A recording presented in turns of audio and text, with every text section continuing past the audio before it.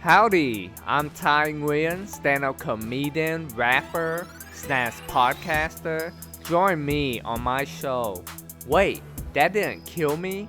Podcast, where I interview extremely creative people that took major risks to catapult them to where they are now, and we'll see where they're going.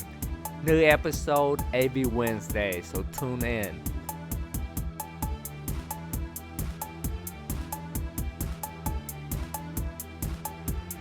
Hey, welcome to the Wait, That Didn't Kill Me podcast, where me, Ty Nguyen, and my co-host CJ Vogeless, we interview amazing creative individuals that took risks to get where they are today. And sitting next to me is a definition of risk-taking, because he does it raw. Yeah, this is my boy, DJ Cayotic. In case you don't know about him, he's a DJ, rapper, stand-up comedian, truck owner. Yeah, what else do you do? Swanging and banging, dog. Swinging and banging? Yeah, man, I do all that. I also help run a spot called The Green Room over here in North Austin, where we do comedy shows. We do a lot of hemp-related shows, so it's dope. Yeah. Thank you for having me on, man. Yeah, for sure. I'm a big fan of hemp. Yeah. You got to be careful with the verbiage in Texas, you know. But it is what it is. Hemp is the correct word for what I smoke. Yeah. I love hemp. Yeah, you can get kicked out of Planet K for using the wrong word. Let me tell you something, man. I had such a shit experience in Planet K. First off, like, for them to be so, like, I'm going to use the right word. I almost said prestigious. That's not the pretentious. Wow. You know what I mean? Like, I would go up there and be like, one time I was trying to buy, like, detox or whatever. Yeah. I had a drug test. I was like, kind of whistled, like, hey, man, I got, like, a drug test come up. I didn't know what to say, and I said drug test. And the guy was like, hey, get out of here. You can't say that out here. Get out of here. It's just like, whoa, bro. Yeah, he's just like, I don't know, he was such an asshole about it. I was like, man, you know. Yeah, I'm trying to make a bit on that. I went 0 for 4 one time. I was like, I can't even do this. Like, what's going on? Like, I just want to clean my piss out. Like, sir, we don't do that here. We don't. Yeah. They turn on you right away. They snap on you. Like, I didn't say the right password. I think I said, one of these things I need to clear out. I need to detox from you know what. Like, no, I don't know what. Oh, God. And I was like, Of course he doesn't. He doesn't live that lifestyle. Yeah. But what you should have done, be like, hey, I haven't seen real piss in a long time. Yeah. But, you know, I mean, they could at least been, like, human about it. They'd be like, hey, man, I have to kick you out, but you should have said blah, blah, blah, blah. You know, but instead they're just, like, kind of assholes about it, you know. Okay. But speaking of misunderstanding, a lot of people don't know by looking at you, but you're actually from the Cayman Island. yeah. Is a Cayman Island filled with brown-skinned people? The complexion of most Caymanians is like a light brown complexion. Light brown. Obviously, we have Like black Chris and Brown? white. Yes, actually, that's a good comparison. You know, Rihanna too. You know, as far as the girls go, like most Caymanians have that complexion. Yeah. I see. So did you feel weird growing up in the Cayman Island being white? Yes, you know, like I was born in Port Arthur, Texas. That's where my mother's from. My father's from Grand Cayman. So before I was a year old, I moved to Cayman with my family and grew up there. So, you know, with my father's family being from there, I'm a part of the locals, but I didn't look like the locals. Mm-hmm. And being half Texan, they made fun of my ass every day, you know. So it was kind of weird, but you know, but because of having 6 generations of family there, like on an island so small, your family name kind of means something. So people knew, like, he's a little white boy, but he's a Farrington, so like he's from this part of Cayman. So there was that respect, but you know, still, when you're a minority anywhere, you get picked on. You know, whatever it is. Yeah. Yeah. When did you came back to the U.S.? So 2005, Hurricane Ivan destroyed the island, and I went to a boarding school after that in Florida for like 2 years. And then after I graduated from there, I moved back to the island, and then I moved back here. I moved to Austin in 2012. Pretty much, I moved here to be a rapper. Be a rapper. Yeah, that was my goal. I was like, I had some shit go down on the island. I got in a car accident. I'll go into it a little bit. I got in a car accident and I fled the scene of the crime. And I called my car and stolen. Someone was like, yo, call your car and stolen. I was like, all right, that's a good idea. Called my car and stolen. And I showed back up to the crime scene. And I was so like shook up. Paul.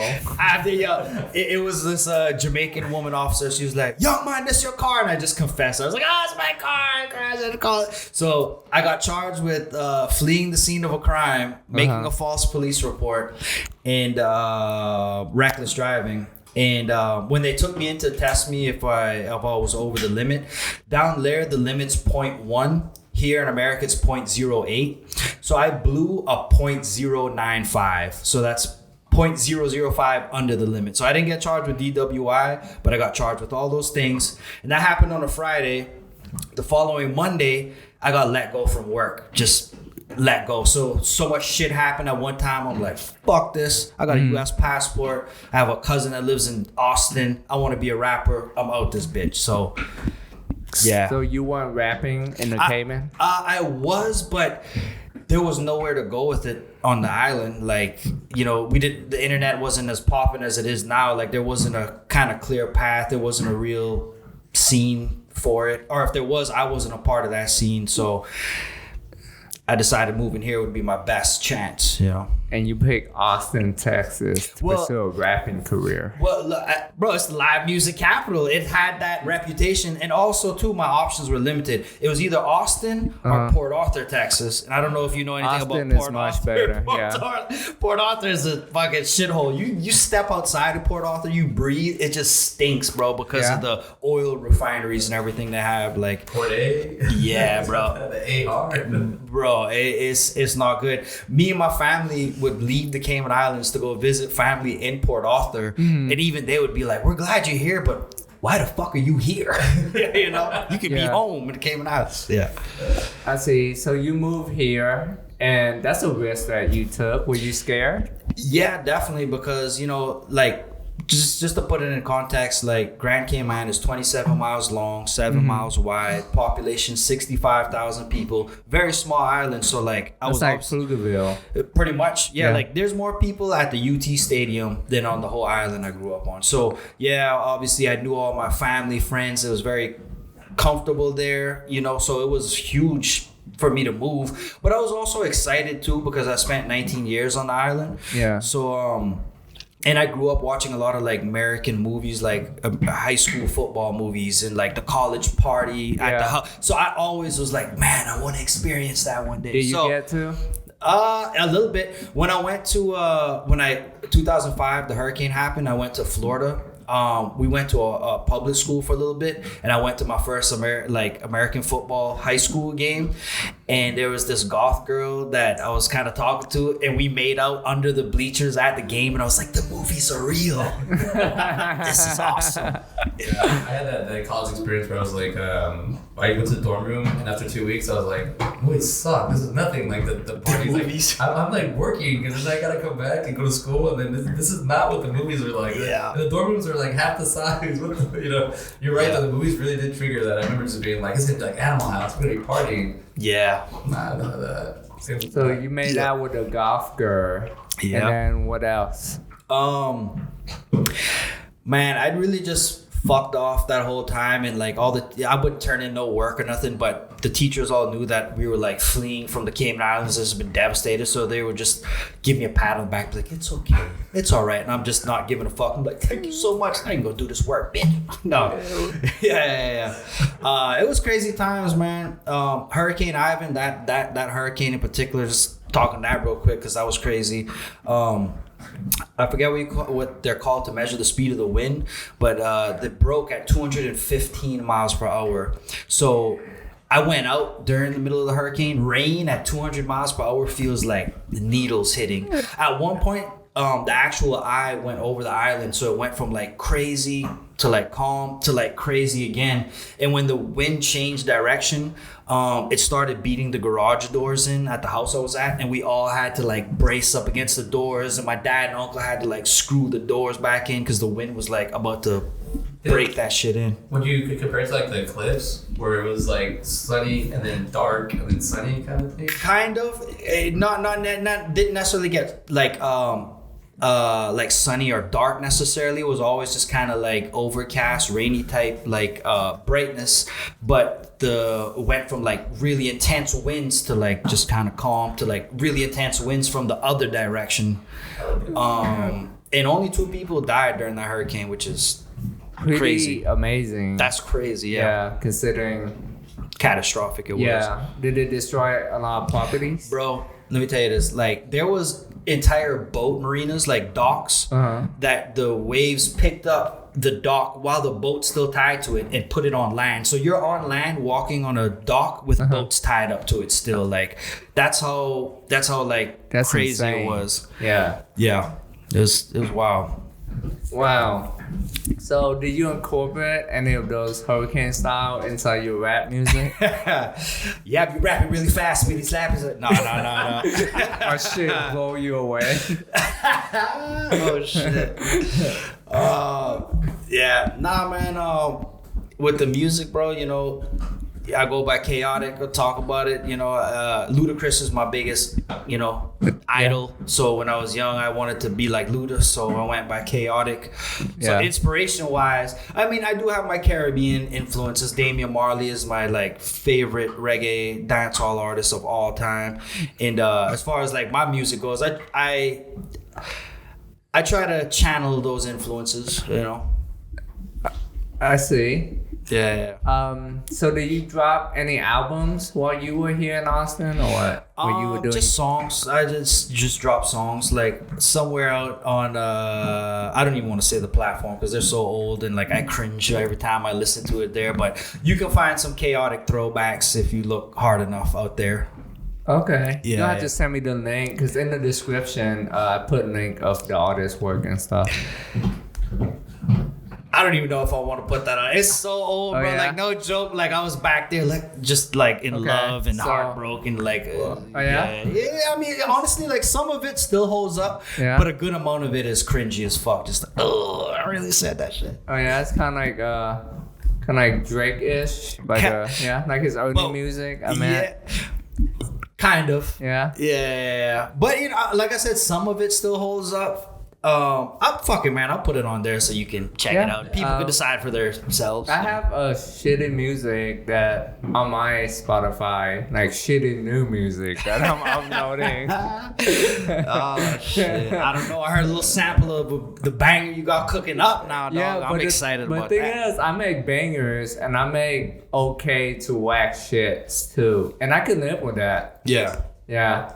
That's what's up. You know, I think like being an artist and putting your stuff out there is a lot about being vulnerable and like having to deal with people not liking your shit and finding it whack or whatever.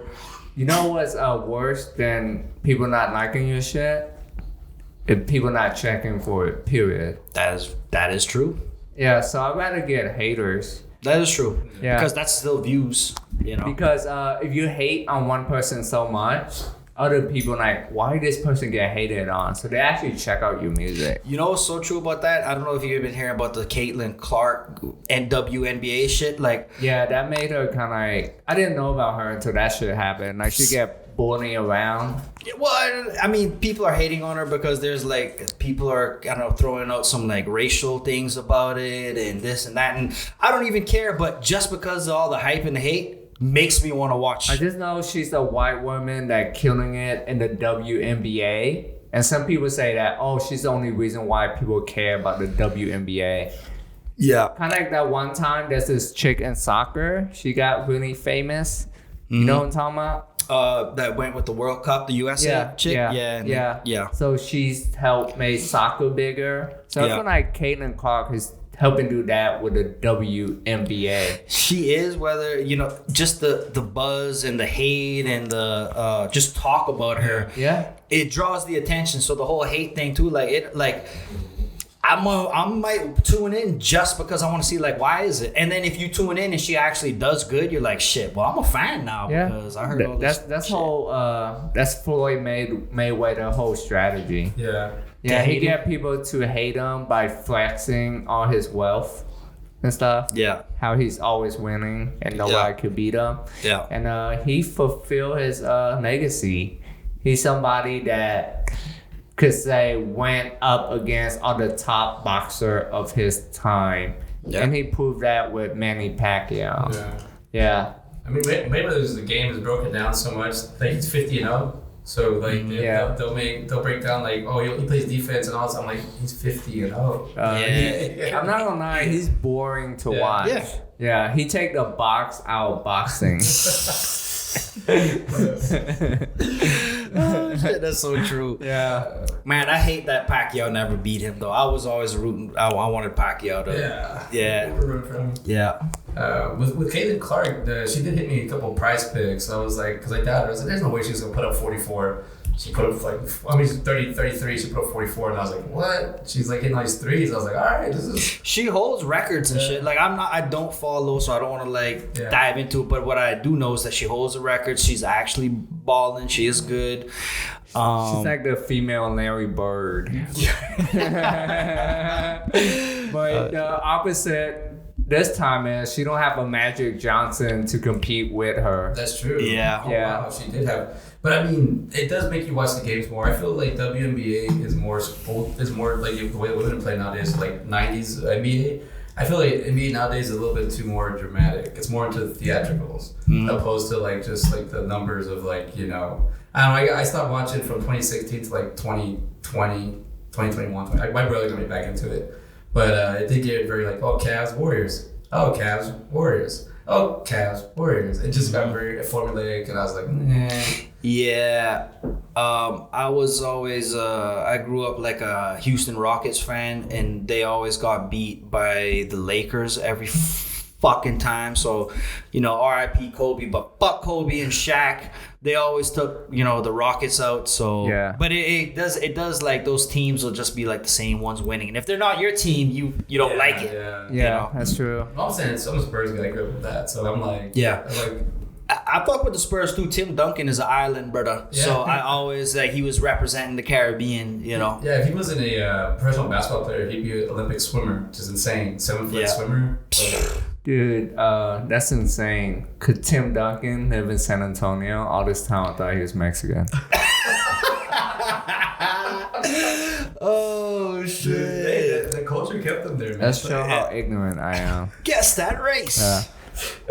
So you was pursuing a rapping career. When did you kind of tone down on pursuing the rapping? When did you feel like it wasn't gonna work out?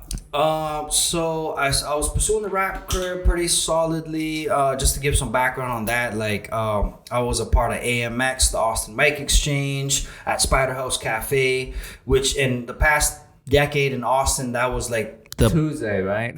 Tuesday. Yeah, I went to that. Yeah, that was the height of hip hop in Austin in the past decade. There's never been a scene that's had more of a buzz. Yeah, and I was so a part of that. I became the host for that. Oh, you did? Well, I would host for a months at a time or periods at a time, and I learned a lot of stage presence stuff. I learned how to get a show going, get the crowds going, and stuff like that. So that's where I was really pursuing it.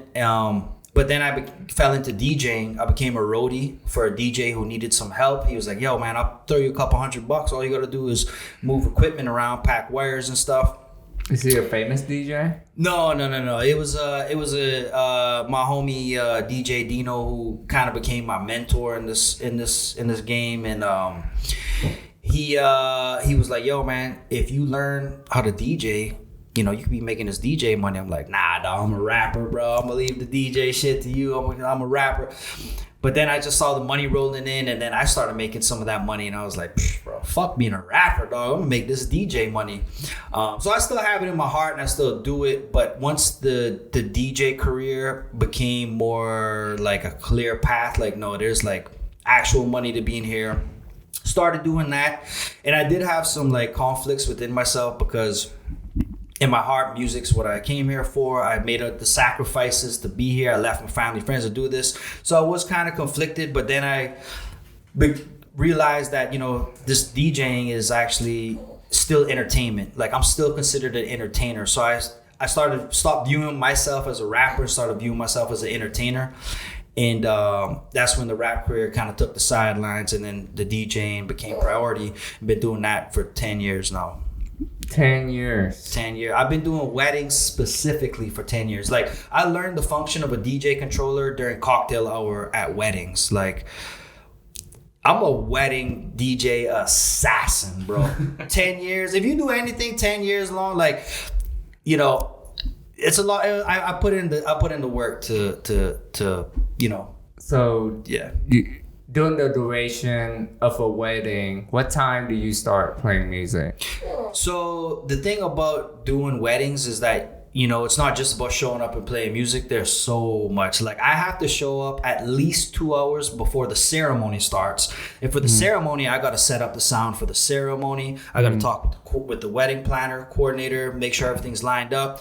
I have to be in line with them. I got to play the music as the family walks down. Then I got to switch it for the bridal party. Then it's the bride. This is the big moment.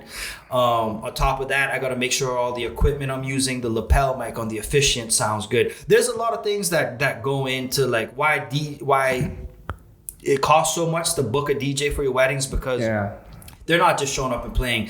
There is people who book club DJs for their wedding, and it's a shit wedding, and they're like, I don't know, you're a good because being a private event DJ is not just playing music. There's literally a good private event DJ has so much that he or she has to do to ensure that they're getting their money's worth and that the wedding or event goes smoothly, you know? Yes, that's respect, dude. It's like, again, you just kind of split it right down my head right now when you said club DJ and then an event DJ. So you're going for like entertainment. You're there for the people. You're there. Like, yes. You said the lapel. I was like, oh shit, you really. I noticed. You're putting a little bit more effort than the other guy showing up going. A club DJ show up and be like, so do you have a table for me?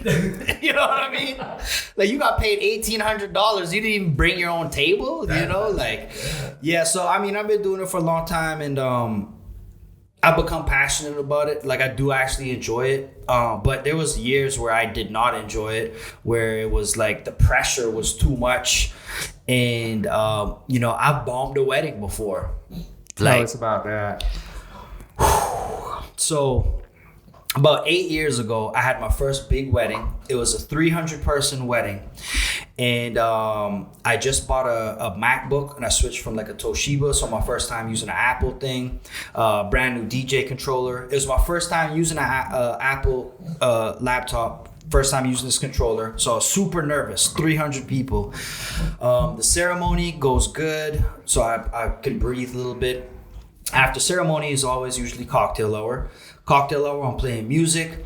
But then one of the bridesmaids comes over to me like kind of angry and flustered. I'm like, hey, what's going on? She's like, you're playing the cake cutting song right now. The bride sent me over here to tell you to change it. I was like, oh, shit. So with all these nerves I'm feeling, I'm already making mistakes. So I'm like, all right, no more mistakes. Let me get through this. And then it's time for the dances. This is one of the biggest moments at a wedding. So the first dance goes good. Father-daughter goes good. It's time for the mother-son dance. And I'm getting everyone excited. I'm like, ladies and gentlemen, make some noise for the groom and his beautiful mother as they make their way to the dance floor for the mother-son dance. Boom, play the song. They're walking, and then they stop right before they get on the dance floor. And they're just standing there. The song's playing. And I'm just, you know, looking at them. They're looking at me. The groom's like, no, this ain't. I couldn't understand what he's saying. I'm like, yeah, come on, bro. Dance. And then he's like, no, this is the wrong song. And I had to just look at him and be like,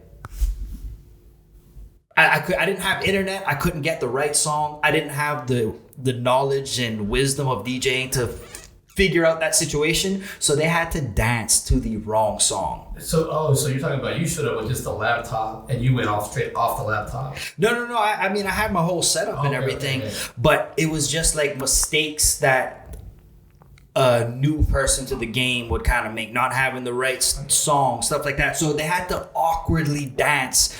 I mean, this is like, I'm like on the verge of tears at this point. Like, I'm just fucking up so bad.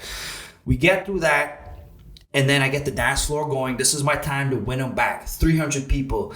I'm playing music. They're dancing. Like, I'm getting them back on my side. Mm-hmm. Then I play Usher, Yeah, which this is 8 years ago. But to this day, that song packs a wedding dance floor out. Like, that's the jam. Everyone's hands in there having a good time. And right before Ludacris's part comes on, which is the hypest part of the song, I press something on my keyboard and the song starts playing in reverse. And I had no idea why this was happening. Yeah. No idea. Blasting through the speakers, it goes, yo, 300 people, hands in the air, just like. And I'm scrambling. I'm like, wow, fuck, shit. So the first song I saw, I just threw it on real quick. Uh-huh. And the song that I threw on was a slow country song. It literally went from like Usher, Yeah, to some slow, stupid. 300 people simultaneously just. Oh, dog. I ducked behind the booth and cried, like straight up, just. Fucking loser. We had to give all the money back to the clients for that wedding. So after that, I quit weddings. I told my boy, I was like, yo, don't you even fucking ask me to do a wedding ever again. I'm done. This sucks. And then a month later, it's like, bro, I'll give you $800 if you go do this. I was like, I guess I'll try again. Yeah. So I got back into the game for financial reasons. And then, working through events like that and trying to find the best in it, I started actually enjoying it and getting into it. But mistakes that bad makes you never want to make mistakes again like that. So like, sometimes anxiety can be kind of good, because if you're anxious about it, it's maybe because you don't want to make that mistake again or have that feeling again. So you do your checklist to make sure like, all right, I ain't fucking making that mistake again. So yeah, that was bad. I like that though. It's giving you a like not a scar, but like a moment to be like, oh, don't go back this far. Like you're like, I've done that. So I just want to know real quick. You had 300 people, and you lost them at or it's backwards. Yeah. You lost them, but does it go like you're like energy and then just sucks it right out? Is that bro? It's an indescribable fucked up feeling to like have them on your side, to like, first off, to be fucking up already, making these mistakes, and like, the mother-son dance, like a groom, like that's his time at a wedding. Like your mom, you love your mother, like you look forward to having this special moment, and I fucking ruined that for this guy. This is his big day. So to have all those feelings and then win him back and then feel like, get my confidence back up, like and then it just gets sucked away again. And it's disappointing people that want this day to be so special. Like that's the thing about a wedding DJ is like you have a lot of pressure, but it's because like it's the most important day in two people's lives, two families' lives, and then to disappoint people, it's a terrible feeling. Yeah, you're responsible for the divorce. Baby. Oh man, crazy. So after that, you started doing your next wedding gig. Was it the same amount of pressure you felt? Yes, but it went good. So I gained back confidence. And then I would do a couple weddings that necessarily didn't bomb, but I could tell people didn't have that much good of a time. I wasn't as good as like being able to read a crowd and, kind of just change music quickly and learn how to like bob and weave. That's my motto, is bob and weave in this industry, because if you're not doing that, you can't just go straight in a line and expect the night to go good, because there's unexpected things. There's song requests. There's a group of people that you might need to cater to a little bit more. Like the bride and groom gave me a bunch of maybe rock songs or something, but there's a bunch of Latin people there. So it's like I can't ignore them. Yeah. You know, you gotta. It takes a lot of experience. In the DJ world to know how to kind of maneuver that. And the thing about it, a club DJ, they are at a club playing a specific type of genre, so their job's easy. They're gonna play that genre. People go there expecting that. But when you're doing a private event, there's so much different people and tastes and everything. It's hard to try to cater to everyone, but a good DJ will try to do that. Yeah. Do you have a song you play when you just give up? You can't tell what people want? Yes. Michael Jackson, PYT. I never heard that song. It's one of those songs where it's easy to get along to. Old people are the hardest people to please, so they'll like it because it's familiar to them. And even young people, once it gets to the chorus and it's easy to sing, it's just fun. So I use that one. Maybe I'll use that too if I need to switch genres. If I want to go from rap to house music, that's a good in-between song to build into go into house music, because it's not easy to just switch genres to go from cumbia to country. Yeah. So sometimes you have little songs that kind of have somewhat of a little bit of a blend to it to get you to that point. So that's one of the main songs that I kind of go to. I see. So what's your most recent messed up as a DJ? My most recent mess up as a DJ, You played Pflugerville Anthem in Austin, Texas, in Lama. Yeah. Man, not necessarily a mess up, but this is honestly a year ago. It wasn't a mess up, but I had some the grandparents. There was a lot of old people at this wedding, and they got upset because I wasn't playing songs they want to hear. And the grandfather came up to me. He was like, "Hey, can you play something that we can dance to?" Yeah. And I was like, "Yeah." So I did play. I played one or two songs, and then I'm back to the young stuff because the bride and groom were young. They're having fun. Grandfather comes back again. He's like, "Hey, man, can you play a little bit more, please? We would like to be a part of it. We wanted that." Yeah. I play it again, then I'm back to the young stuff. Then he came back and just cussed me out. He was like, "Fuck you, you suck as a DJ. I'm gonna have them give their money back." Da, da, da. So it's you have to deal with stuff like that no matter how good you are. There's stuff like that. So you didn't prepare? You didn't put Hank Williams over a trap beat? This is the thing. I gave him some Hank Williams and some old shit, but it wasn't enough. But old people, man, you can't please them. Yo, they are the hardest people to please. They are. But I still try, and I don't try to discriminate or nothing like that. I always try to make everyone feel included with what I'm doing. But that's the only thing that comes to mind. Around that same time too, I almost messed up. I was at a venue where I was using their wireless microphone, and it was speeches. And the father of the bride was giving a speech, and from across the room, I was watching this dude, because I hand off the mic and then I run to my DJ booth. So I'm watching this, and I noticed the light on the wireless microphone started blinking. So that means it's about to die. Yeah. So having the instinct I did, I go to the manager of the venue, get me some batteries for that right now as quick as you can. She runs, she gets me the batteries. I had the batteries. I'm speed walking over to him, and I would just want to be close by so when he was done, I could just change it. But as he's talking, the mic just got cut, and he's doing this. So I run over, I change out the batteries real quick, give it back to him within seconds, and that's all experience level bobbing and weaving right there. Yeah. So it could have been bad, because if it would have went out and I couldn't have grabbed the microphone and took control of the situation, that would have been terrible. I know there's a certain time sensitivity when it comes to wedding. Absolutely. But honestly, in any kind of performance, you know this, if something doesn't go right, you got to learn how to recover real quick, make a joke about what just happened that went wrong, or if there's a technical difficulty, I gotta you got to be witty about it. You got to try to make people laugh about it, because if not, then it's just awkward. Yeah. Yeah.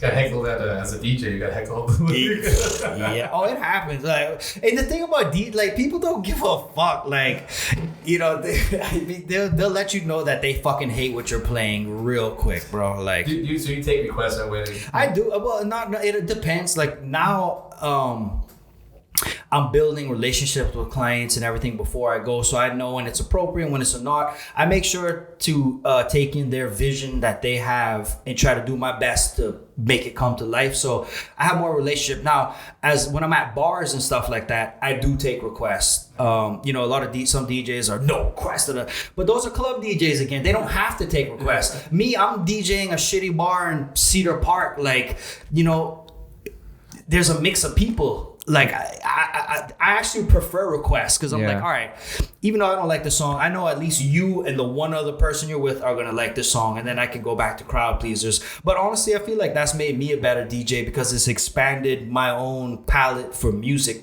Like Latin music, cumbia. Mm-hmm. We didn't listen to cumbia in the Cayman Islands. I didn't know what the fuck that was. But because so many, you know, Mexicans would come up to me and play more cumbias. It's like, I don't know. Tell me what to play. And I would take so much requests that I started actually like liking it. I was like, wait a second. I like this shit. Yeah. So I feel like taking requests as a DJ in certain situations make you a better DJ, you know. Opens. Yeah. Cumbias, like, that's where I grew up on them. I'm just like, how many requests you gotta get? It's the same kind of songs. They change, but hey, they're all different. They're all love songs. Yeah. Grupo Frontera, No Se Va. Bro, I play that almost every time. I love that song. And I'm grateful for music like that, because I feel like it's kind of ignorant to not open your mind up to other musics and genres. It just, you know, there's so much good music that you don't even know you might like if you just shut it off. Because, this isn't what I like, you know? Yeah, I'm going to play it for you when we're done. That song, I think that's one of the, I'd say, a perfect song. That song doesn't even end. It fades out. Like, they just keep singing, like, in my head. That song doesn't stop. Yeah. And my favorite part of that whole song is there's a part where the guy that, I guess, the tambourine guy and the guy banging the drum, there's just like a part where it's going into chorus, and you just hear one guy go, Grupo! It's like my favorite part of the whole song. The guy does a shout to his own band. But I love it because, like, it's like, what do you call it? That's a good song. It's beautiful. It is. It's a beautiful song. One of my favorites, yeah. So one of the pitfalls of being a DJ is you get a lot of free drinks. People try and buy you free drink all the time. Was there a period where you just being a straight up alcoholic, or you tone that down quickly? No, I was drinking, bro, heavy. And, you know, I don't drink at weddings now. Because I got it out of my system, but even I wasn't turning down nothing. I was, you know, mid-20s, so I wasn't turning down anything. And it didn't necessarily mess up my skills or anything, but health-wise, it just wasn't good to be fucked up like that all the time. But yeah, it did hinder my growth a little bit. Like, I feel like I could have gotten to the point I'm at now if I wasn't drinking every time someone offered it to me. But that's very hard for DJ, because sometimes when it sucks, you know, hard. Like, if it's a boring night, someone just comes up like, yo, you want to take shots? You're like, fuck yeah, this sucks. Let's take some shots. And also, if it's fun, it's hard to say no, because you're like, this is so fun. You want to take shots? Fuck yeah, let's go. So it's very hard to not drink as a DJ. That's super tough. Yeah, you find out they have tolerances. I'm the guy that'll buy the drinks for the people. When it's let's do it, dude. And like, it's funny when you're getting slopped and then a shit ton of people show up and you're like primed, you're like, the DJ just focuses. Well, I will say this too. Alcohol has helped, actually. Some moments where, like, I don't know, you just feel so good. You're kind of drunk, and like, as long as you're skillful enough to make it still sound good, because you're in a good. That's one thing. Like, as a DJ, your mood and how you feel projects out to the crowds a lot of times. So like, I know that when I'm like, if I've got a couple drinks in me and I'm feeling good and I'm not really caring so much about any of the negative feedback that might come, I'm killing it. And like, it hits different. So yeah, alcohol and DJing kind of goes hand in hand. You know, you don't have to do it, and if you get at a certain level, you don't need to. I can see why it go hand in hand. Cause the people are drunk and you're drunk, so you're playing the music that you would want to hear while you're drunk. Yes. Yeah. But you know, you can't.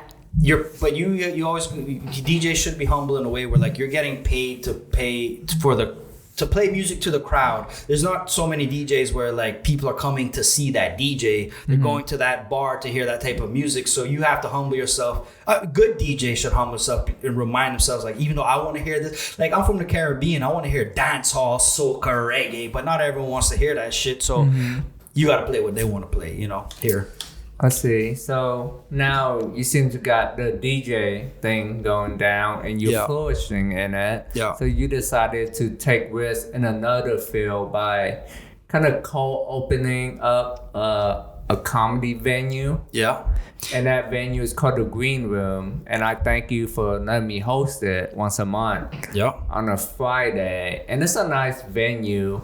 And I remember you invited me to go look at that venue when it was barely nothing. Yeah. So what made you decided to turn that space into a comedy venue?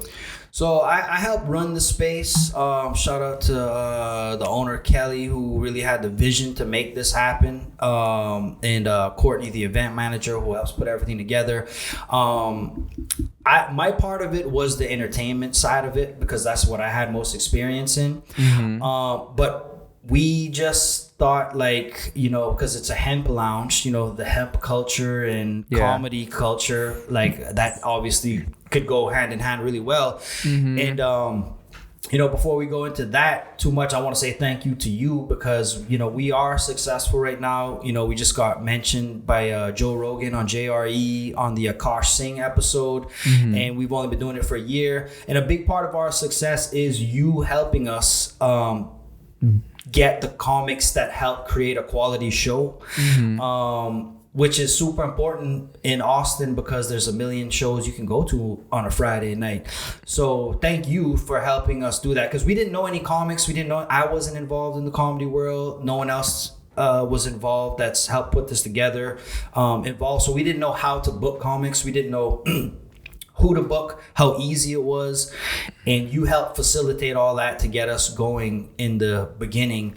But there was months, you know, you've seen some shows too where it wasn't popping, it wasn't good. It took us a good 6 to 8 months to like be consistently like not stressing every Friday. Like, is there ever even going to be anyone here or anything? That's the worst stress. Is that anyone going to be that stressed? Yeah. Like you produce a show, so you actually feel bad for the performance too. Exactly. Yeah. But it's good to hire a solid performer that could perform in front of a small crowd. Then no small crowd could tell people, oh, they have good comics. Imagine you have mediocre comedian in front of a small crowd. That's even worse. Yeah, that's even. My show, my show it was like, oh, there's people here. Oh shit. Yeah, like we gotta turn on now. Turn on. Yeah, the whole crowd. Yeah. Well, I mean. And this is the thing too, like maybe anyone listening and like trying to find their avenue to produce their own show or spot or anything like that. Quality matters so much because there's just too many options for people to go do other shit. So you have to, and quality doesn't just mean the talent. Like what you know, one of the reasons why we're successful too is because the environment is nice. The lighting is right. True, the sound is right. Like all of those things are just super important when you're in a competitive market and you're trying to build something up, you know? Yeah. There's always room for fine tuning for sure. One more thing too I wanted to say too is that you can't necessarily, even though talent that you hire is talented and going to be quality, you cannot rely on talent bringing the crowd. You have to create the space to be dope enough where people come in and enjoy themselves. They'll come back and bring people. But you know, we book some of the best comics in Austin and people aren't necessarily buying tickets because so and so is on the lineup. They're coming to our spot because the environment's dope, and then we just give that. So anyone watching that's thinking about doing their own thing, keep that in mind. Don't be mad if someone you book that is a quality entertainment didn't sell tickets or move anything. That's the game. You know, you kind of gotta create the buzz around just whatever it is you're doing and focus on quality and stay grinding to build it, because it takes time. Like I know you with your streaming and stuff, like you didn't just start off with all these viewers. You had to shout out to the abyss, to the 3 people watching you, and then grow it from there, you know. But yeah. So you just started doing comedy too. Yeah. So did you just got inspired while you just DJing at the green room? So you see comedians perform, you're like, oh, I could do that. No. When we started the comedy in the green room, that's when I decided, like, I want to try this as well. Yeah. So that's why I got into comedy. Before starting at the green room, I maybe been to like 4 comedy shows in my life before the green room started doing comedy. So because of that, I got into comedy. Yeah. So little to no, like even environment experience. You just saw it. Yeah, let's do it.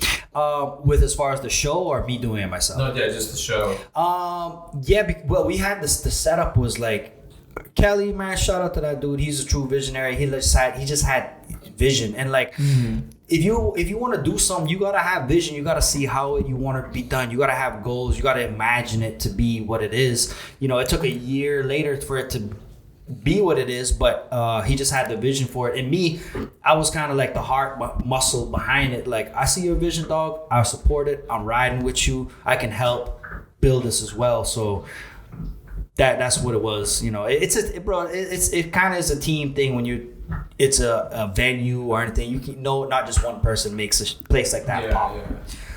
Yeah. I see. So what's next for the green room? For the green, man, you know what? Even though we got a good buzz and things are going good, we're elevating. We want to make it better. We want to, a year deep into doing the shows and me kind of doing the show running, I'm learning very important things about like who we put on the lineup. What's the energy of the comics? Like, we can't just have like 3 back-to-back low energy comics. Yeah. You know, like it's those things a year deep that I'm learning. So honestly, just improving on what we already have.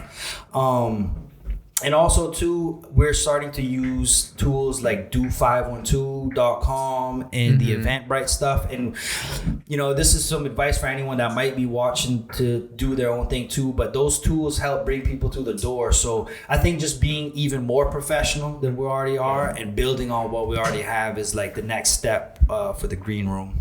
So you're learning strategy now. Strategy, yeah. And we're learning that from...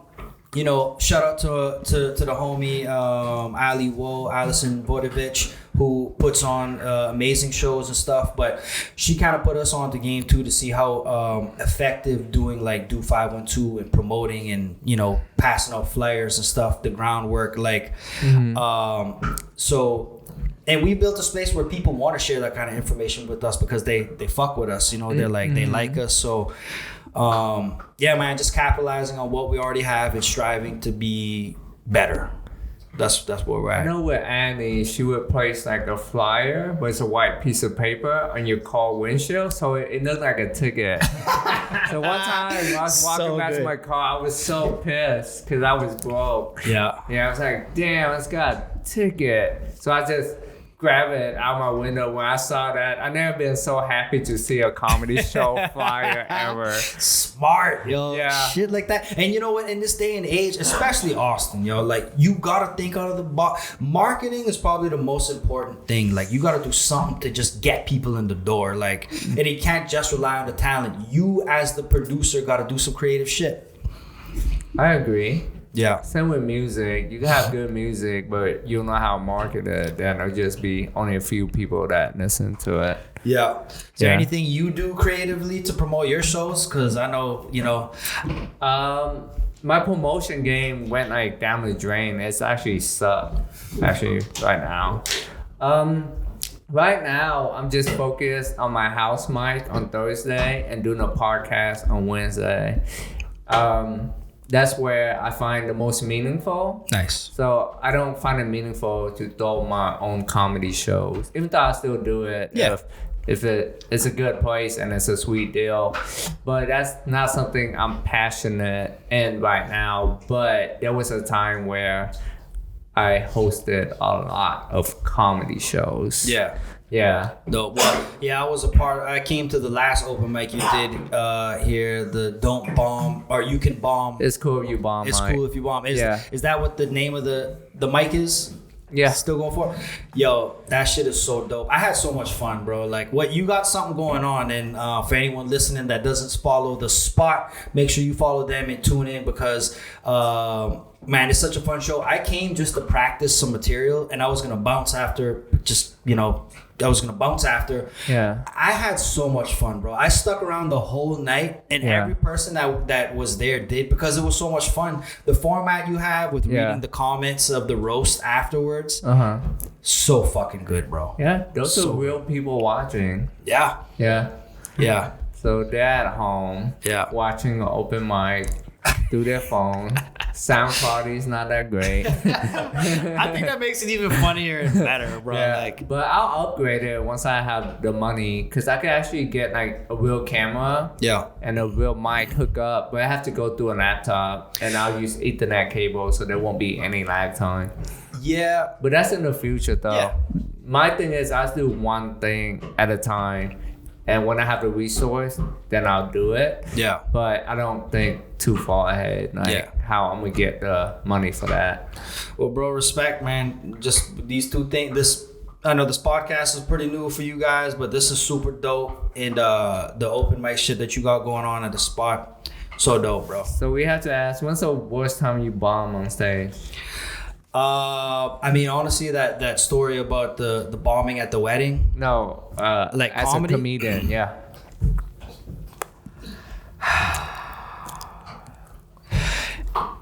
It was actually at the comedy the mothership, the comedy mothership. I got on the open mic. Yeah. And I just did. You only have 3 minutes, and the material I chose to do was not the right 3 minutes. It was very like hypersexual. But it was a bit I have about the first time I got a rim job. Yeah.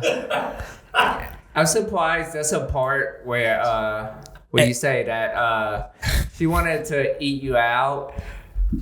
Where I played your booty hole, but in exchange you could come on her faces, like her she was like, oh, "Come on, if you let me do it, I'll let you come on my face while I wear my glasses." See, that I was listening to the audio you sent me of the recording of your perform that night. I was surprised when that part didn't get a pop. Nothing. Well, it usually does. That's it usually does. Because you've heard that bit before. I heard that, so I was surprised when it didn't pop. This was my learning curve. And like, you know, like with the DJing thing and my experience and how I'm getting these real-time learning experiences in comedy now, which I'm grateful for because I love it and it's exciting to me. Yeah.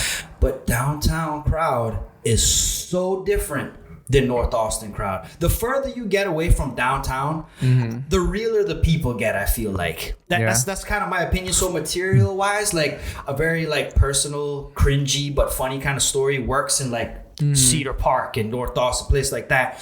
But downtown, that crowd wasn't ready to hear that kind of stuff. So, and not saying that they wouldn't be open to hearing that, but from someone they don't even fucking know, some open mic guy, they weren't ready to hear that. So that bit always has a little bit of cringe, but it has a pop of laugh and relief. So when when you do that bit, how long did it took for you to get to that line of coming, like in exchange you get to come on her glasses? Like how long into the bit? Yeah, does it get to that part from when you first started? When I first start, to come on our glasses is like 2 minutes in. That's why. So my rule of thumb is within the first 30 seconds, I try and get 2 solid laughs. Yeah. That would put in the mind of the people, oh, this guy's funny. We could be assured. We could trust him. Like you're the pilot. Yeah. But if you take 2 minutes, and when your big punchline hit, in their mind, they kind of see you as a whack person. Yeah. Yeah. And also, the thing you say about, they're not ready to hear that.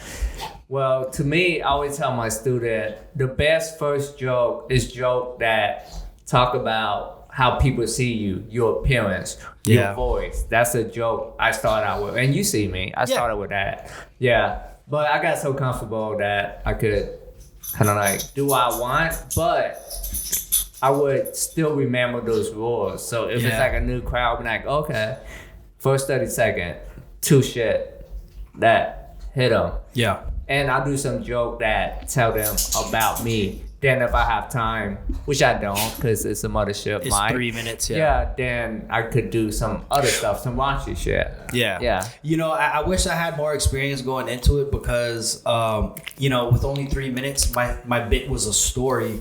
And once I could tell they weren't feeling it, I couldn't. I'm not. You came back out of it. I couldn't. I had to double down with it, bro. It was so bad. The host afterwards, like he was howling, laughing. By the way, during this whole thing, he came up afterwards, like laughing and just getting up the stage. He grabs the mic. He's like, "Look, I said it was gonna be funny. I didn't say he was gonna be funny." He started laughing, bro. I ran out of that room, dog. Like, it was so bad. And this is some back shit too. This is some extra side story. There was a girl that was on that got on the show with me for the open mic, and she was asking to be on one of the green room shows. And I told, she was actually funny. I was like, I'll get you on a later date, but she was like, no, it has to be this one. She kept like bugging me about it, and finally I was like, no. Someone out of town, she gotta leave, something like that. Yeah, but and it was like, look, I'm sorry. But that's annoying though. It was like, I got fed up. I was like, yo, I can't. She unfollowed me, all the shit. I was like, whatever. Yeah. We both get on this mic together. And when we get into the little boy, they have to sit her next to me. So we're sitting next to each other. And I'm like, oh, God. So we're, you know, casual. We're cool. And I left my phone and my stuff next to her where I was sitting. After I fucking ate shit and bombed so bad, I walked back to grab my phone next to her. She looks at me. She's like, you're the guy that wouldn't give me 5 minutes. And I was just like, fuck. And I just had to leave, just like so pissed, bro. Dude. Oh, so bad. I was fucked up about that. You kind of enforce the stereotype where, you know how women comedian, they're like, man, guy just put guys at comedy show. And they're whack. So they're whack homies. Oh man, that was the worst bomb that I did. It was at the mothership, the holy grail of this.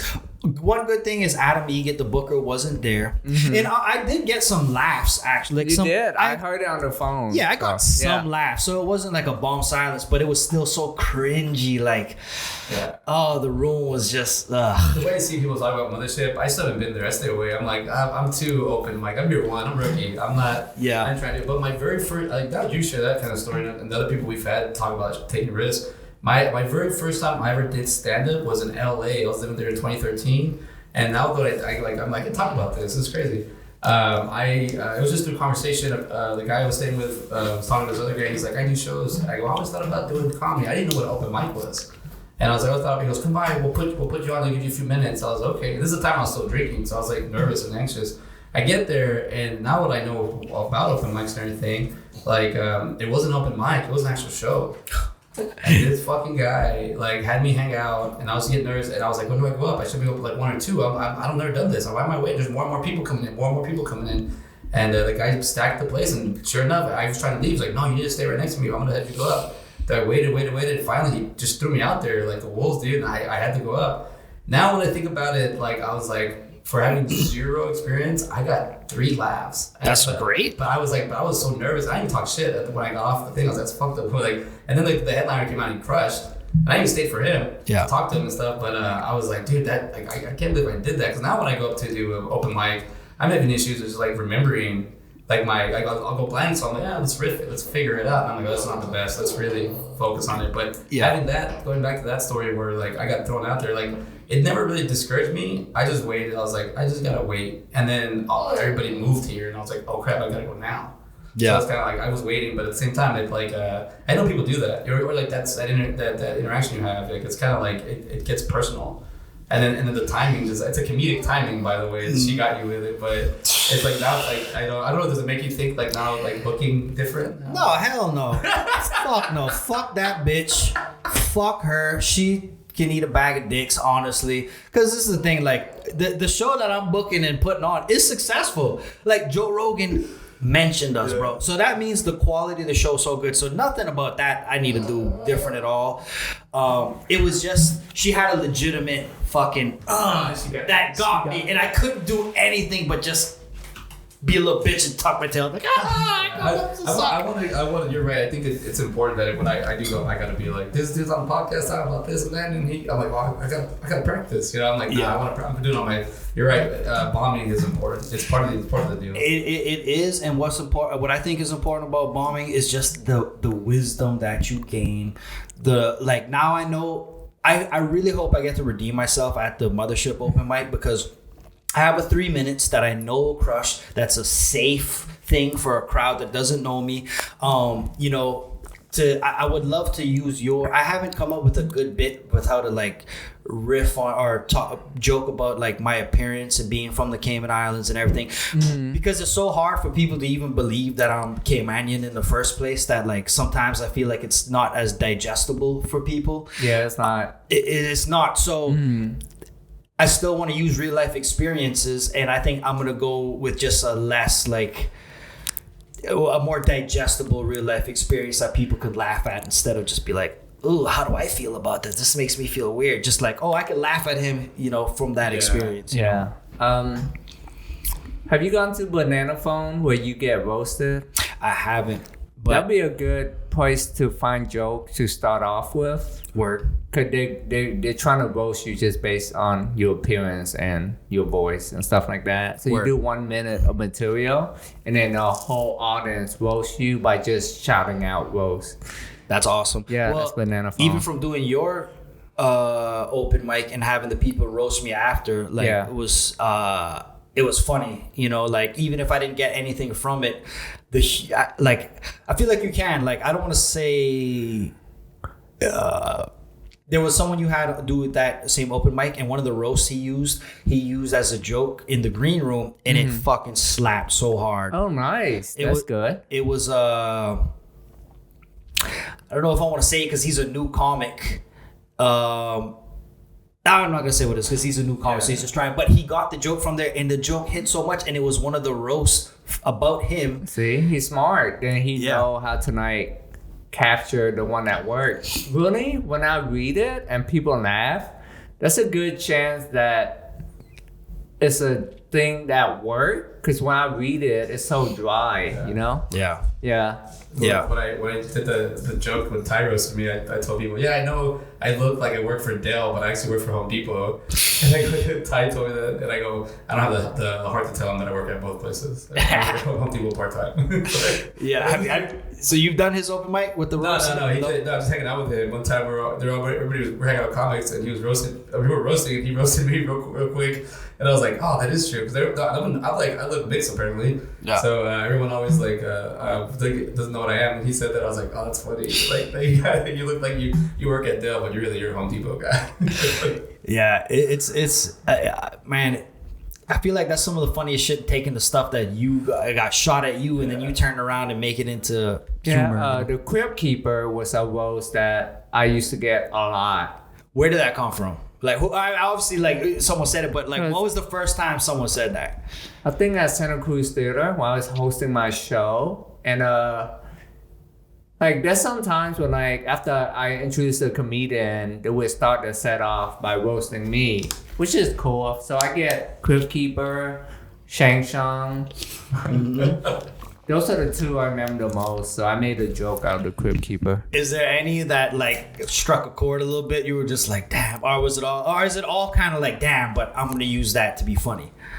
I don't get mad about my hair and stuff. I just use it to be fun. I know my hair is I have a lot of jokes about my hair because that's the first thing people see, and my voice. Yeah. I'm more like, my dad being ignorant hurts me way more than anything you'll say. I can't. You can't roast me enough. I still remember when my dad called me fucking stupid when I was 7 years old because I couldn't tie the rope on the dock for the boat. He's like, "Boy, you fucking stupid or what?" I'll never forget that. That hurt you, right? That hurt more than than bombing the wedding. I'm learning more about myself as I'm writing, and I used to say this all the time. And now I'm gonna start saying it. I'm like on stage, I'm like, dude, has your dad ever hated you since can you remember when your dad first hated you? I go, I remember when he's never stopped hating me was third grade when I got taller than him. He's hated me since then. I'm like, what did I do? And then but I'm like, those are hurt way more than anything anybody has to say. Here's a good comeback you could use for your dad when he called you stupid for not able to tie the boat. You're like, I'm not stupid. I just have bad DNA. And you gotta be smart to have a comeback like that. Yeah.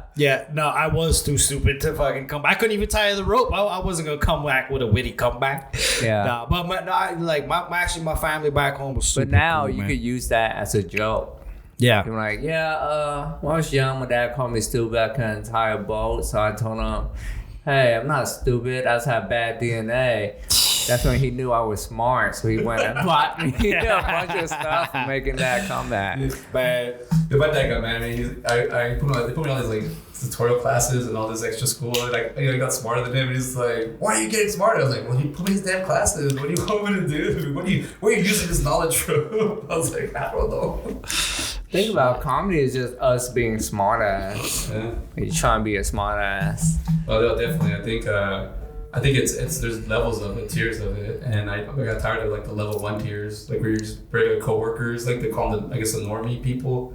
I like hanging out with comics now. I like the conversations we can make from them because you can go deeper with a conversation with a comic if you're within the same space. You're still thinking of the same kind of topic. Where like you're saying like someone in the city could get offended or whatever. Mm. But all the podcasts I hear about of comedians, they'll say that they start doing more roads because of the cities get too tight, and you can be more free as you get more out of the big city. I had my experience at the mothership and being downtown, but what really clicked about the audiences being different is being in the green room. We're pretty far north Austin, like 30 minutes from Austin, 30 minutes. But a lot of comics who are doing downtown material, they come up this far north and they do material, and it's not the same. Like they want to do like some political type stuff, and up here like people don't give a fuck about that. Like the people are just different. So that's when it really hit me, because I saw comics who like I've seen do good downtown, and they come up there and it just they're not doing as good because they're doing that same. I feel like they feel like they get comfortable, and there's a different view, right? It's like a different vibe and everything. Yeah, I mean, I'm not gonna shit on people downtown, but I'm just gonna say like I feel like people who live here, if you live further out, you just got realer people dealing with realer shit in their lives. They're not as wrapped up in politics and what the fuck's going on, because they got real shit they're dealing with, like. So it's just it's a different crowd. So, I realized this actually very recently with comics, and like just noticing how the comics weren't doing as good, but I know that same material downtown crushes, Yeah.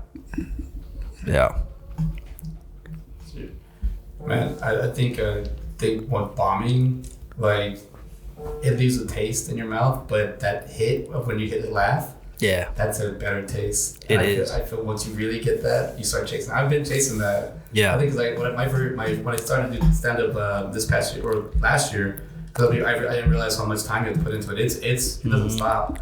I remember being like, what do you call it? I'm gonna write 10 jokes, and I'm gonna go on stage, and I'm gonna just whatever. If one hits, I'll come back.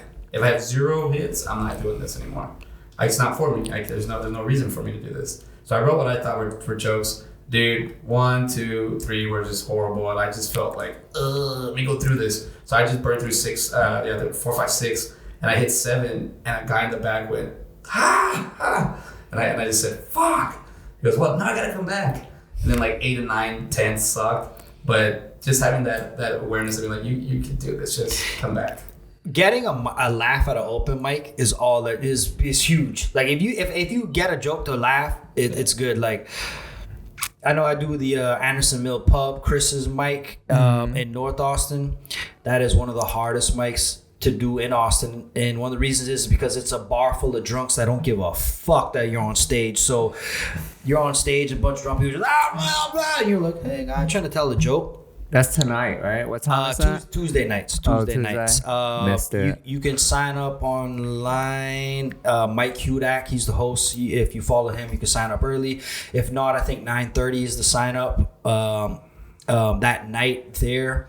So it's a later mic, but it's so challenging. But what I enjoy about it, because I'm a year deep into this too, is you learn how to demand attention on stage. Like I have my little technique that I use. I go up there and do something kind of get their attention. And I think it's important for like other comics too who are kind of newer, because if you go into a room like that, and that's not the usual room, like that's not a comedy show type room, but it's important to demand the attention. Like some comics without the experience will go up there and just be like, hey, can we say that? And people just talking over, not giving a fuck. So you got to learn how to project like little things too, how you hold the mic, how close, how far, like how, like those things are crucial to delivery of the jokes, you know. Yeah, that's another awareness that you have because of the DJing. That's good, man. You're facts. You're piggybacking all your little things together. That's fast. It goes together. Like, you know, when I do the weddings and I got 150 people and it's time to do toasts, like I can't just grab attention and be like, hey, can everyone listen to me now? It's time. No, you're like, all right, ladies and gentlemen. Do you have a DJ voice? Oh, yeah, that's it right there. Like, all right, ladies and gentlemen, at this time, it's time to do the toast.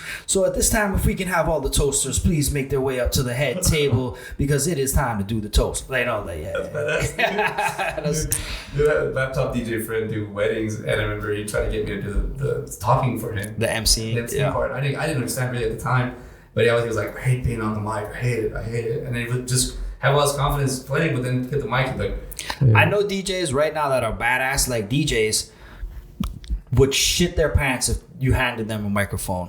It's a different thing. Like, honestly, doing the weddings and stuff, like, you can't even call that a DJ. Like, that's a whole nother category of entertainer that you have to be to really do that shit. Like, I wish there was another name for it, because you know what? Club DJs shit on fucking wedding DJs all the time. Like, oh, you're gonna play Run DMC It's Tricky again tonight? The Wobble, the Cupid Shuffle? You're not a DJ.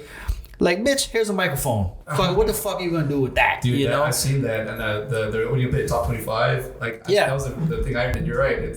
So they shit on, but you know what? Private event DJs, specifically wedding DJs, are more entertainers than club DJs. That's a hot take, but that's how I feel about it. They don't have no problem shitting on us, so I'll say what it is. You know? Yeah.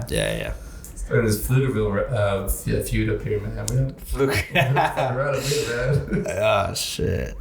Yeah, shout out to all the DJs. You remember there used to be mixtape DJ? They just make mixtape. Yeah. There's a guy on 6 who's called Jay the Man on 6. He's stuck in my head because he marketing, bro. He just give you a CD, Jay the Man, and he's a big old guy with a big hand, just shake it and give it to you. Take my CD. Yo, do you guys know? Do you ever see the Running Man off Runberg? I've seen Lamar? the Running Man. I used to live off Runberg. You never said? Yo, he was at the Sonic. Every day with a microphone, shirt off, just rapping on the corner and Runberg. Yo, years. Like, this man is the Austin Chronicle has written stories about this dude. He's a big part of my childhood. For real. Yeah, I used to live in Runberg and off Lamar. Yeah, I used to stay over there too. Gang. That's so treacherous, for real. You know, it's still bad. It's not as bad as it used to be though. Like, I was there like 8 or 9 years ago. Lamar Runberg, man, that shit was it was sketchy. I was a kid, so I couldn't be outside. I know. Good on your parents for that. Yeah, I'm a Southeast, so I live South Austin. But when I first moved to Austin, I would hang out in that area. I grew up like on the border, so like to see Runberg, like, this is nothing. A couple girls over there, like hanging out. Same, even like in the Cayman Islands, like I grew up with like Cubans, Hondurans, Jamaicans, and stuff. So like when I would tell people like, I live off 35 in Runberg, they're like, oh, you live over there? I'm like, shit, you grew up with Jamaicans, this ain't shit, dog. To be honest, this ain't nothing, I never witnessed any violent. Yeah, I mean, kid on the playground would beat me up, but I never witnessed like nobody got shot or stabbed or stuff like that. I used to live off 35 in Runberg, and one morning leaving, there was a car that was shot up. And like someone was in the car, and like the police tape and everything was around it, so we had to like drive around. But it was just like, damn. I mean, but for the most part, it was just like prostitutes walking around and like crackheads and shit. But it's not as bad as it used to be though. It's gentrified now. Like there's a lot of like newer condos and shit where it did not used to be like that. I think I was paying like $300 a month for like a room, and Just a real quick story on this. I used to live in a quadplex, so like the floor thing. Yeah. And I would practice my rapping. This was before I was even DJ. I was just a rapper.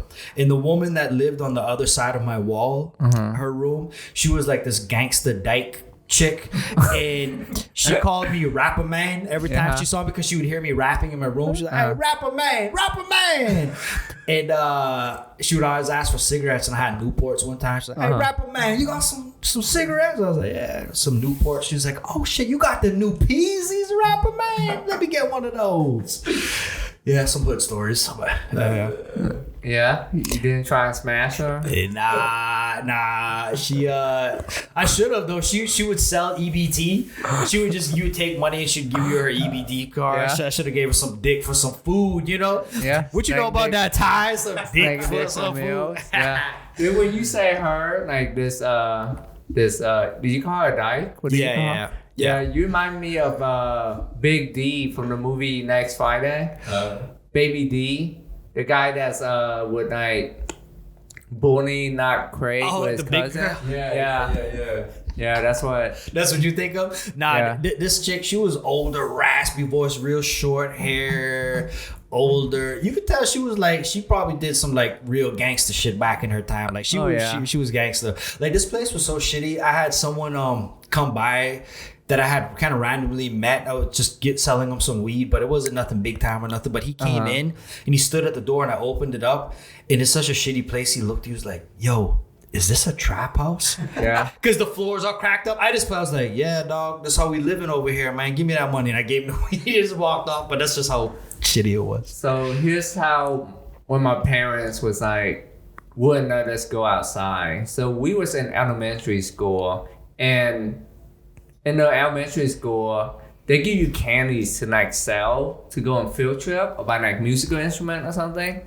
So imagine a box of candy is inside a cardboard box, like pizza. When you open it, they have all type of candy, Hershey, Kit Kat, all the candy you can think of, and it's like this big, right? Yeah. So one time in front of our apartment, there's two black kids, and my brother was selling it to him. I was there, my parents there. So he opened up the box of candy. This one black kid, he just grabbed a whole bunch, and then he started running. He started running so fast the candy would fall behind him, and his friends just looked shocked. Like, oh, I didn't believe he just did that.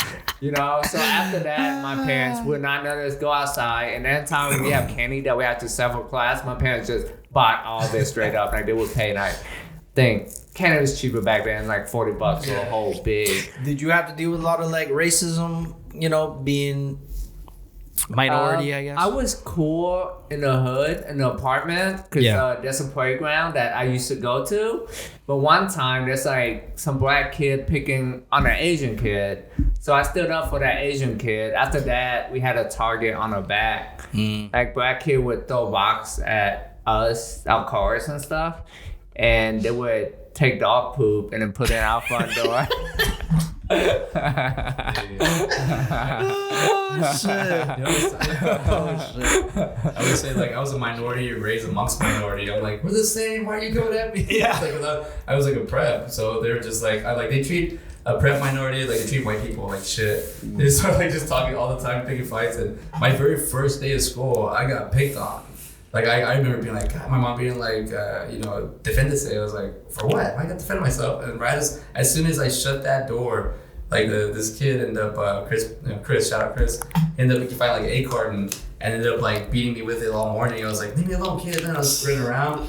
But that was like in first grade. Fast forward to like 8th grade, junior high, where we have like older dudes that are failing their staying, they're like still bullying. And Chris at this point has already like had a kid. He's already a man. He's already buff, right? So I'm like, I haven't talked to him in years, but he was my first bully. So then was happening one time, I'm about to get bullied by his older guys, and he comes out of nowhere, and he's just like, hey, like, cool. Like, all he needed was a cigarette. He was like, hey, are you messing with my friend? And they're like, well, who's your friend? He goes, oh, you don't know who my friend is? This is my friend. And it's like this, I'm right here, and he just goes and he just cocks back and punches this guy in the face. Nice. And then everybody gets stunned. He's like, don't mess with my friend. And they're like, okay, they leave. And I was like, okay, that's cool. And as soon as I turn around, it just hits me in my back. Don't forget, like The bully superhero. like don't forget. I was like, why'd you hit me? Because fuck you. I was like, okay, thanks. Hey, don't forget, I'm still a bully. You got me good too, man. Yeah. You're like, oh, you tried to horse me. I was like, but it happens, man. That's some bullshit. Yeah. Okay. To wrap up this episode, where can they find you, DJ Cayotic? You can find me on Instagram, Cayotic, CAYOTIC 345. And that's the best place to find me at. Okay, and you can find him at your friend's wedding. 'Cause Yeah. That's a good chance he might be there. Yeah. You know what song he's gonna play? Usher. Yeah. Real quick too, you can find me on Thursday nights actually at Shooters 1431 in Cedar Park. I'm out there everywhere. It's a pool hall, smoky place. Definitely not the coolest place in the world to be DJing at, but I'm there every Thursday. Usually a good time. And also doing a lot of the shows at the Green Room Austin. Room. Yeah. So to find the Green Room, it's the Green Room Austin. And definitely tap in with that. There's all kind of amazing events that we do. So definitely check that out. Cool, awesome. Well, thank you for tuning in to this episode of Wait, That Didn't Kill Me.